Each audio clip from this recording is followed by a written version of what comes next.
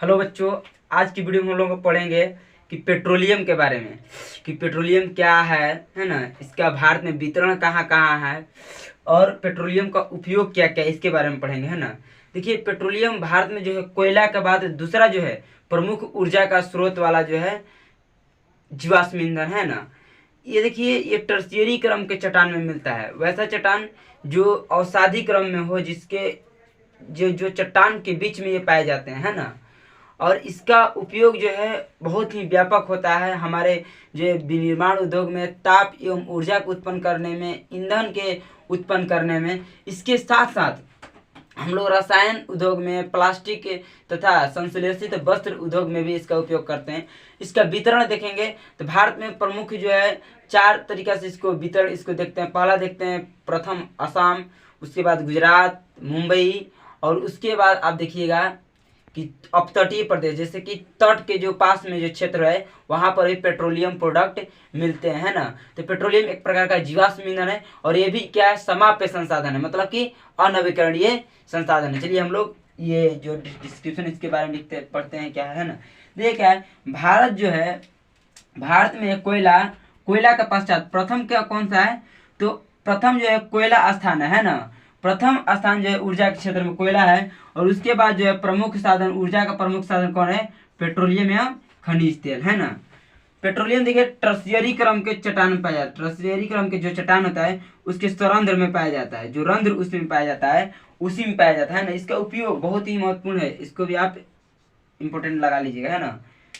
ये इंट्रोडक्शन, जब भी पेट्रोलियम के बारे में इतने इंट्रोडक्शन दीजिएगा, उपयोग पूछे तो ये लिख लीजिएगा, और उसके बाद वितरण लिखिएगा, है ना। उपयोग कहाँ कहाँ होता है, तो प्रकाश एवं ताप को बनाने में, प्रकाश उत्पन्न करने में या ताप बनाने में इसका उपयोग होता है। इसके बाद ईंधन के रूप में, जैसे कि आप गाड़ी, बस गाड़ी चलाते होंगे, तो बस गाड़ी को चलाने के लिए हम लोग ईंधन के रूप में इसका उपयोग करते हैं। प्रकाश एवं ताप के रूप में, कैसे किसी भी चीज से प्रकाश उत्पन्न करने के लिए हम लोग केरोसिन वगैरह तेल का उपयोग करते हैं, देखते हैं ना। तो उस तरह से प्रकाश एवं ताप उत्पन्न करने में। मशीनों में स्नेहक के रूप में, स्नेहक क्या होता है, वैसा पदार्थ जो घर्षण को कम कर देता है, जैसे मोबिल, ग्रीस, है ना। ये सब ऑटोमोटिव व्हीकल में लगाया जाता है ताकि गाड़ी के जो है पार्ट घिसे नहीं और गाड़ी सुरक्षित रहे। तो मशीनों में स्नेहक के रूप में इसका उपयोग करते हैं, है ना।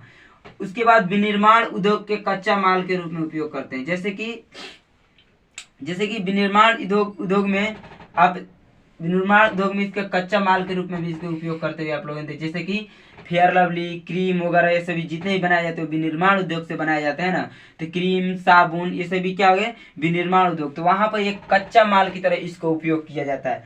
उसके बाद रसायन के रूप में, केमिकल के रूप में इसका उपयोग होता है, साथ ही साथ कीटनाशक के रूप में भी इसका उपयोग होता है, कीटनाशक के रूप में। उसके बाद प्लास्टिक, प्लास्टिक आप देखेंगे, प्लास्टिक जो होता है पॉलीथीन, वो भी कहीं ना कहीं पेट्रोलियम प्रोडक्ट से ही बनता है। और उसके बाद संश्लेषित वस्त्र, वस्त्र भी बहुत प्रकार संश्लेषित वस्त्र होते हैं ना, वो भी पेट्रोलियम से ही बनते हैं। इसके बाद पेट्रोलियम के प्रमुख उत्पादक क्षेत्र कौन कौन से हैं, तो पेट्रोलियम तेल क्षेत्रों का वितरण कैसे है, भारत में किस तरह से कहाँ कहाँ ये पाए जाते हैं, उसके बारे में हम लोग जानेंगे। देखिए, भारत में जो है मुंबई हाई, कौन कौन, पहला जो है मुंबई हाई हो गया, है ना। मुंबई हाई जो बंबई के पश्चिम में जो है अरब सागर में स्थित है। उसके बाद गुजरात राज्य का नाम है ना, और असम, ये प्रमुख पेट्रोलियम उत्पादक क्षेत्र, प्रमुख प्रमुख पेट्रोलियम उत्पादक क्षेत्र भारत के, है ना। देखिए गुजरात में, गुजरात देखिए, गुजरात का प्रमुख कौन कौन सा है, तो गुजरात में आप देखिए, गुजरात गुजरात में कौन कौन सा है, तो यहाँ पर अलंकेश्वर, एक अलंकेश्वर कुछ है, किसके लिए प्रमुख है, तो अलंकेश्वर जो है तेल उत्पादक के लिए बहुत ही महत्वपूर्ण, याद रखिएगा क्योंकि मैपिंग में ही पूछ सकता है। कलोल और खंभात की खाड़ी में पाए जाते हैं। देखिए, हम भारत के मैप तो नहीं बना सकते, लेकिन भारत के मैप बनाकर आपको दर्शाते हैं, है ना। यहाँ तक आप पहले ये जो है स्क्रीनशॉट करके नोट डाउन कीजिए, है ना। उसके बाद हम आपको भारत के मैप बनाते हुए यहाँ पर दर्शाते हैं, ये लीजिए। अब देखिए, हम लोग देखेंगे कि ये सभी क्षेत्रों को देखेंगे, तो ये हम लोग का हो गया, ये हम लोग का हो गया, भारत हो गया, है ना।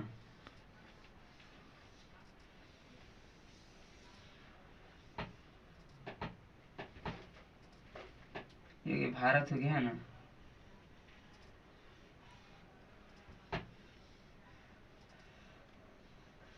ये भारत हो गया, मान लीजिए, भारत मान लीजिए, सपोज कर लीजिए, है ना।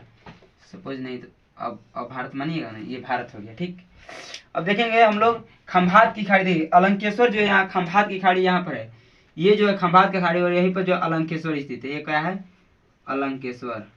अलंकेश्वर जो खंभात की खाड़ी में स्थित है। ये जो है कच्छ की खाड़ी, क से कच्छ और ख से खंभात, खंभात की खाड़ी हो गया है ना। ये जो प्रमुख है, यहीं पर जो है कलोल भी स्थित है, इसी के आसपास कलोल भी स्थित है ना, इसको याद रखना आपको है ना। इसके बाद हम लोग देखेंगे दूसरा, देखेंगे असम। असम में कौन, डिगबोई, सुरमा घाटी। तो हम लोग अब आ जाएंगे यहाँ पर असम में। असम में कौन कौन सा, तो यहाँ पर असम में आपको हो गया डिगबोई हो गया है ना। डिगबोई पूछा किसके लिए प्रमुख है, तो तेल उत्पादक क्षेत्र के लिए प्रमुख है। उसके बाद सुरमा घाटी, यहीं पर सुरमा घाटी और नहरकटिया है। कौन सा है, नहरकटिया और सुरमा घाटी। सुरमा घाटी किसके लिए प्रसिद्ध है, तो खनिज तेल के लिए है ना सुरमा घाटी। और भारत का प्रथम और सबसे पुराना तेल उत्पादक क्षेत्र है कौन है, असम। ये कौन सा, असम, असम वाले क्षेत्र हो गए है ना। यहाँ पर डिगबोई, नहरकटिया, सुरमा घाटी। और ये जो भारत का सबसे पुराना तेल उत्पादक क्षेत्र है। उसके बाद बम्बई हाई देखेंगे। देखिए बम्बई हाई जो हो गया, यहाँ मुंबई हो गया है ना, और मुंबई से 127 किलोमीटर पश्चिम आ जाएंगे, तो ये मुंबई हाई, मुंबई हाई हो गया है ना। यह कहाँ स्थित है बाबू, तो ये अरब सागर में स्थित, इधर का है अरब सागर में स्थित है मुंबई हाई है ना, यह अरब सागर में स्थित है। और यहाँ पर जो है देखिए यहाँ पर क्या है कि यहाँ पर एक ये जो है ये मुंबई हाई है, यहाँ पर एक मंच बनाया गया है ना, यहाँ पर एक मंच बनाया गया है। और उस मंच पर जो है एक जलयान है, मतलब कि बोट है, और उस पर क्या होता है, पानी के भीतर तेल का कुआं खोदता है, उसी को हम लोग सागर सम्राट कहा जाता है ना, सागर सम्राट। यहीं पर क्या है, सागर सम्राट। सागर सम्राट क्या है पूछ देगा आपको एग्जाम में, तो सागर सम्राट क्या है। देखिए समुद्र में सागर सम्राट नामक एक मंच बनाया गया। क्या बनाया गया है, एक मंच। जैसे ये जलयान हो गया है ना, और जलयान मतलब कि नाव हो गया या किसी प्रकार का बोट हो गया है ना, उस पर एक मंच बनाया गया है जो पानी के भीतर तेल का कुआं खोदने का कार्य करता है। क्या करता है, तेल के भीतर कुआं खोदने का कार्य करता है। तो पूछेगा सागर सम्राट क्या है, ये देखिए ये है आपका सागर सम्राट है ना, स्टार मार लीजिएगा इसको, VVI है ना, VVI पूछता है आप लोग एग्जाम। सागर सम्राट क्या है, तो लिखिएगा समुद्र में सागर सम्राट नामक एक मंच बनाया गया है जो एक जलयान है। जलयान मतलब कि पानी में चलने वाला जहाज है ना, और पानी के भीतर तेल का कुआं खोदने का कार्य करता है। सागर सम्राट एक्चुअली एक मंच है, उससे तेल खोदने का कार्य किया जाता है। और उसके बाद अपतटीय क्षेत्र, जैसे कृष्णा, यहाँ पर देखिए यहाँ पर नदियां हैं, कृष्णा हो गया है ना, गोदावरी हो गया, कृष्णा हो गया और कावेरी हो गया। इसके जो भी मुहाने वाला क्षेत्र है, मुहाने वाला जो क्षेत्र दिख रहा है, यहाँ पर भी हम लोग का क्या पाया जाता है, इस मुहाने वाले क्षेत्र में भी हम लोग का पेट्रोलियम पाया जाता है। तो आप इतना वितरण में ये लिख दीजिएगा है ना, और उसके बाद ये मैप बना दीजिएगा, एक बहुत अच्छा आंसर आपको हो जाएगा इसके बाद है ना। इतना तक आप लोग नोट डाउन कीजिए है ना, स्क्रीनशॉट लीजिए। Pause roll camera. अब हम लोग पढ़ेंगे तेल परिष्करण। देखिए जो भी हम लोग कच्चा तेल निकालते हैं, उसके बाद हम लोग परिष्करण के लिए भेजते हैं, उसमें से जो भी अशुद्धियाँ होता है उस अशुद्धियाँ को निकाल कर शुद्ध पदार्थ हम लोग निकालते हैं, जिससे हम लोग डीजल प्राप्त करते हैं, पेट्रोल प्राप्त करते हैं। उसके बाद हम लोग जो है खनिज अलग अलग प्रकार का हम लोग ग्रीस बनाते हैं उससे है ना, और अन्य वस्तु उससे प्राप्त करते हैं ना। उसके बाद तो ये जो हो गया उसके परिष्करण के फलस्वरूप। देखिए भारत में जो है परिष्करण के लिए तेल शोधक कारखाने होते हैं। भारत में प्रथम तेल शोधक कारखाना 1901 ईस्वी में असम में बैठाया गया, जबकि दूसरा जो है मुंबई में बैठाया गया, दूसरा मुंबई में 1954 ईस्वी में बैठाया गया। उसके बाद पूछता है चार प्रमुख जो है तेल शोधक कारखाना का नाम लिखे, तो आप लिखिएगा पहला डिगबोई जो असम में है, भारत का प्रथम है। उसके बाद लिखिएगा दूसरा, लिखिएगा 1954 में स्थापित मुंबई। उसके बाद बरौनी जो बिहार का प्रमुख तेल शोधक कारखाना है। उसके बाद मथुरा लिखिएगा है ना। तो आइए आते हैं हम लोग तेल शोधक कारखाने के ऊपर है ना। तो ये कुआं से निकाला गया तेल अपरिष्कृत होता है, मतलब कि परिष्कृत किया गया हुआ नहीं, तो शुद्ध फॉर्म में नहीं, मतलब कि वह अशुद्ध होता है ना। उपयोग से पूर्व, उपयोग जब भी करते हैं उससे पूर्व हम लोग तेल को पूर्व तेल शोधक कारखानों में परिष्कृत किया जाता है। कहाँ किया जाता है, तेल शोधक कारखानों में परिष्कृत किया जाता है। उसके बाद हम लोग डीजल प्राप्त करते हैं, पेट्रोल प्राप्त करते हैं, किरासन तेल प्राप्त करते हैं, स्नेहक के रूप में प्राप्त करते हैं एवं अन्य पदार्थ प्राप्त करते हैं। स्नेहक वगैरह सब समझा चुके हैं, है ना। उसके बाद 1901 ईस्वी में प्रथम तेल शोधा कारखाना, 1901 ईस्वी कब, 1901 ईस्वी में भारत का प्रथम तेल शोधा कारखाना असम के डिगबोई में स्थापित किया गया है।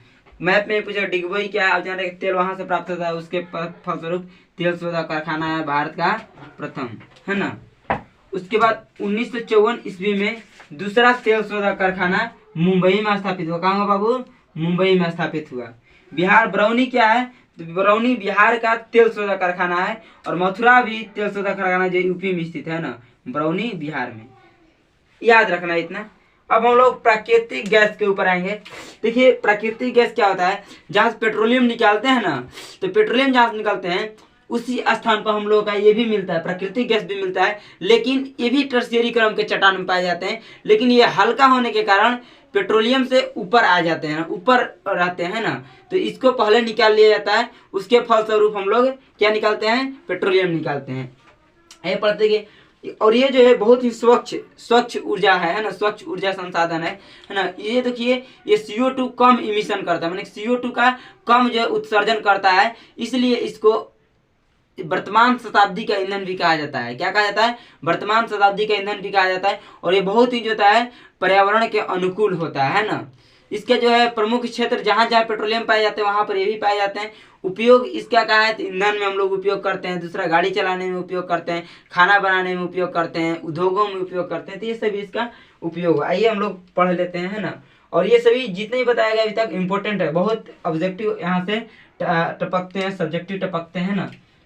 देखिए प्राकृतिक गैस जो है महत्वपूर्ण स्वच्छ ऊर्जा संसाधन, कैसा ऊर्जा संसाधन है, स्वच्छ ऊर्जा संसाधन है। प्राकृतिक गैस हल्की होने के कारण खनिज तेल के ऊपर पाया जाता है, खनिज तेल मतलब कि पेट्रोलियम के ऊपर पाया जाता है। अब देखिए यहाँ पर देखिए CO2 कम इमिशन के कारण क्या है, CO2 का कम उत्सर्जन के कारण पर्यावरण के अनुकूल माना जाता है। इसको क्या माना जाता है, पर्यावरण के अनुकूल माना जाता है, इसलिए इसे शताब्दी का ईंधन भी कहा जाता है। क्या कहा जाता है, वर्तमान शताब्दी का ईंधन भी कहा जाता है। इसके वितरण यह कहाँ पाया जाता है, उसी को क्या कहते हैं हम लोग, तो वितरण कहाँ पाया जाता है उसके बारे में देखेंगे। तो वितरण हम लोग ये कृष्णा कावेरी नदी बेसिन में पाया जाता है, ये बताया पेट्रोलियम वहां से मिलता था। उसके बाद मुंबई हाई से मिलता है ना, मुंबई हाई से। उसके बाद खंभात की खाड़ी से, और खंभात की खाड़ी में ही क्या स्थित है, अब अलंकेश्वर स्थित है ना, अलंकेश्वर स्थित है, कलोल स्थित है, ये सभी चीजें स्थित है। उपयोग क्या है, तो इसका उपयोग ईंधन के रूप में उपयोग करते हैं, उद्योगों में उपयोग करते हैं, इसका मशीन चलाने के लिए, खाना पकाने के लिए जो LPG CNG ये सब होता है वही तो है प्राकृतिक गैस। क्या है, LPG CNG प्राकृतिक गैस है। उसके बाद मोटरसाइकिल चलाने में आप देख रहे हैं CNG गाड़ी आ गई है, तो ये सभी इसलिए उपयोग कर रहे हैं क्योंकि ये पर्यावरण के अनुकूल है, इसलिए इसे शताब्दी ईंधन भी कहा जाता है। उम्मीद है वीडियो अच्छा लगा होगा। यदि वीडियो अच्छा लगा है तो आप इसको अच्छी तरह से जो है नोट डाउन कीजिए और इसी को बार बार जो है रिवीजन कीजिए। देखिए इतना पढ़ाया जा चुका है कि आपका जो बोर्ड में एग्जाम में आएगा वो सब कुछ आप समझ सकते हैं, उसको लिख सकते हैं। बस आप बार बार रिवीजन करते रहे उसी चीज़ों को। आगे हम आपको इकोनॉमिक्स का वीडियो डाल देंगे, है ना। और ये तो आपका एक चैप्टर बहुत जल्द खत्म हो जाएगा, 1-2 वीडियो और इसमें आएगा, तो एक चैप्टर इधर खत्म और इकोनॉमिक्स में और खत्म हो जाएगा, है ना। तो बहुत माने कि बहुत सफिशिएंट हो जाएगा। दिसंबर तक आशा है कि दिसंबर लास्ट तक पूरी चैप्टर खत्म कर दें। Thank you so much for watching video.